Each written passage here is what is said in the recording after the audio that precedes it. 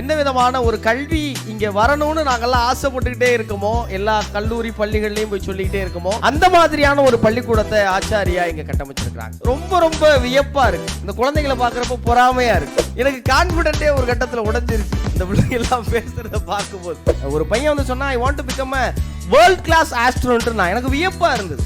எனக்கு கண்டிப்பா நம்பிக்கை இருக்கு, இதுல ஏதாவது ஒரு குழந்தை கண்டிப்பா ஐநால போய் பேசும், சுற்றுச்சூழல் பத்தியோ அந்த சமூகம் பத்தியோ இருக்குங்கிற நம்பிக்கை இருக்கு. இந்திய குழந்தைகள் மட்டும்தான் இந்த சமூகத்திற்காக பிறக்கிறார்கள்னு சொல்லுவாங்க. மீனவ மக்கள் வாழுகிற பகுதியில் பிறந்த ஒரு இந்தியன் தன் நாட்டுல கால் பதிச்சானா அந்த நாட்டுடைய சயின்ஸ் டேவா நியமிக்கிறான்னா, 8வது 9வது வந்ததுக்கு அப்புறம் அவன் நம்ம பேசவே முடிய மாட்டேங்குது தம்பி, அவன் நமக்கு பாடம் எடுத்துக்கிட்டு இருக்கான். என்னெல்லாம் முக்கியமோ அதெல்லாம் அந்த குழந்தைங்களுக்கு கொண்டு போய் சேர்க்கிறாங்க.